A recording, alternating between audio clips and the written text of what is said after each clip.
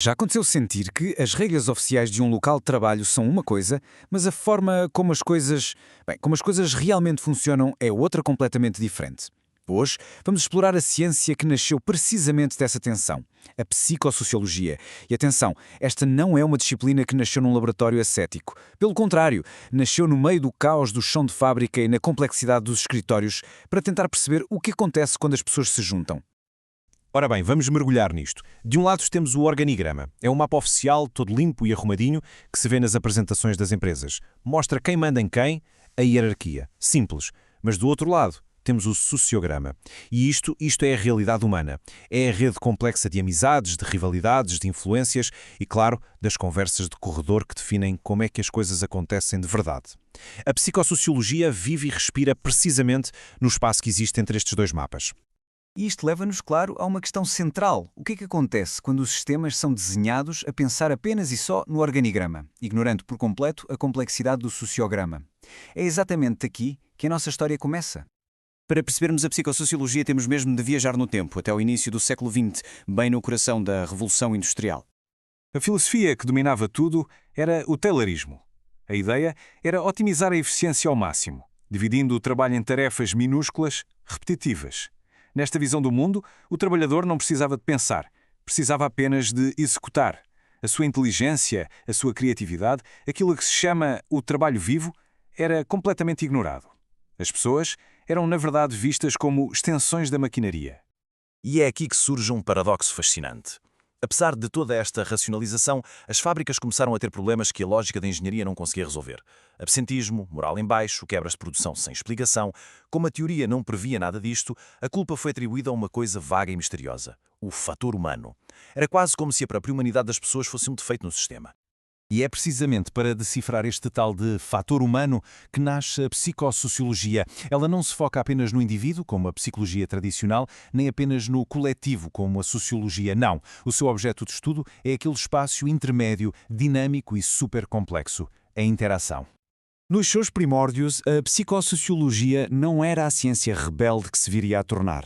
Começou de uma forma muito mais pragmática, quase como uma ciência aplicada. O contexto é este. O taylorismo dominava, mas depois, entre 1924 e 1932, os estudos de Elton Mayo em Hawthorne mostraram algo absolutamente revolucionário. A produtividade não aumentava por causa das mudanças na iluminação, mas sim porque as pessoas se sentiam observadas, sentiam-se valorizadas. O grupo social importava. E a seguir entra em cena Kurt Lewin, considerado o pai da psicologia social moderna, que começou a estudar sistematicamente como é que estes pequenos grupos funcionavam por dentro. Nesta fase inicial, a psicossociologia era, na verdade, vista como o braço armado da psicologia social. O objetivo era muito prático: usar o conhecimento sobre os grupos para corrigir os problemas do fator humano e, no fundo, adaptar as pessoas à máquina industrial. Era uma visão, como dizem os teóricos, ortopédica e adaptacionista. Ou seja, a ideia era consertar e adaptar, não era transformar.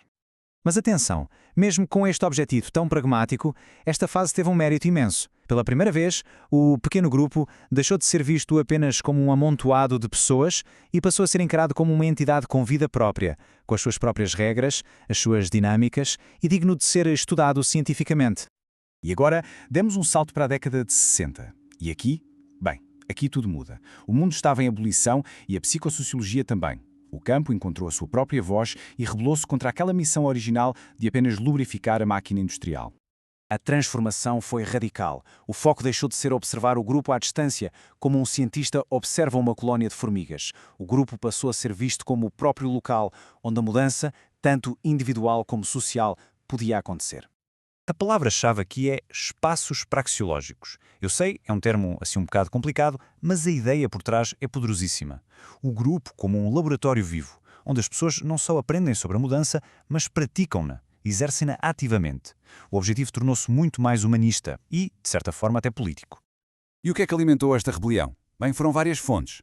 A investigação à ação de Lewin, por exemplo, que era um método de pesquisa, foi reapropriada como uma forma de intervenção para a mudança social. A abordagem empática de Carl Rogers ensinou os psicossociólogos a ouvir. E, fundamentalmente, saíram do laboratório e foram para o terreno, para trabalhar com grupos reais em situações reais. Claro que uma mudança tão grande na prática exigiu uma mudança ainda mais profunda na forma de pensar sobre o conhecimento e a própria ciência. A ciência tradicional, muito inspirada na física, adorava a causalidade linear. É o efeito dominó. A empurra B, que empurra C. Simples, previsível. A psicossociologia abraçou uma ideia muito mais complexa e, sejamos honestos, muito mais realista. A causalidade sistémica. Num grupo, tudo influencia tudo. A atitude de uma pessoa afeta o grupo, que por sua vez afeta a atitude dessa pessoa. Causa e efeito estão interligados numa teia que não tem um início nem um fim claro. Na altura, isto foi um verdadeiro escândalo epistemológico. E porquê? Porque punha em causa a ideia sagrada do observador objetivo e neutro. O próprio interventor fazia parte do sistema que estava a estudar e a tentar mudar. Abriu a porta à ideia de que o sentido de uma situação não é algo objetivo, mas sim algo que é construído na interação entre as pessoas. Então, como é que a psicossociologia se afirmou como uma ciência autónoma a partir daqui? Fê-lo com base em 4 princípios fundamentais. Primeiro, a investigação-ação. O conhecimento emerge da ação, não antes dela. Segundo, o trabalho clínico. Cada situação é única e irrepetível. Terceiro, a ciência do singular. As grandes teorias são um mapa, mas nunca são o território. E, finalmente, a ciência dos efeitos. Aceitar que no mundo humano o efeito borboleta é a norma, não a exceção. Ok, mas esta nova forma de pensar o mundo exigia uma nova forma de agir nele, não é verdade? Este escândalo epistemológico não foi apenas uma discussão teórica. Levou à criação de ferramentas de intervenção completamente novas. Vamos espreitar algumas das mais conhecidas da caixa de ferramentas psicossociológica? Já falámos de investigação-ação como um princípio, mas é também um método. Em vez daquele especialista que chega de fora com a solução mágica debaixo do braço, na investigação-ação o especialista colabora com as pessoas envolvidas. O objetivo é produzir conhecimento que seja útil para elas e que as ajude a promover a sua própria mudança. Depois temos o famoso T-Group, ou grupo de treino. A premissa é simples, mas ao mesmo tempo super poderosa. O próprio grupo torna-se o seu objeto de estudo. Ao analisar o que está a acontecer aqui e agora, as tensões, as alianças, os padrões de comunicação, os participantes aprendem de uma forma incrivelmente profunda sobre si mesmos e sobre como funcionam os grupos. E temos também abordagens como a socioanálise, que vai ainda mais fundo. Utiliza conceitos da psicanálise, não para analisar indivíduos, mas para ajudar um grupo ou uma organização a tomar consciência das suas dinâmicas inconscientes, dos seus não-ditos e das estruturas de poder que muitas vezes operam de forma completamente invisível. Esta citação do psicosociólogo Eugène Henriquez capta na perfeição o espírito desta segunda fase. O objetivo final não é criar pessoas mais eficientes ou mais adaptadas. Não é treinar como se treina um animal. É algo muito mais profundo. É criar as condições para que as pessoas e os grupos se libertem das suas amarras e se coloquem em movimento, tornando-se autores da sua própria história. E isto deixa-nos com uma pergunta final para reflexão.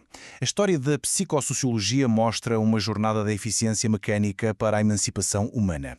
E se olharmos para os nossos próprios locais de trabalho, comunidades ou até famílias, a questão permanece. Como é que podemos aplicar estas lições para deixar de ser apenas peças na engrenagem e passar a ser verdadeiros atores de mudança? Fica a reflexão. Obrigado por nos terem acompanhado.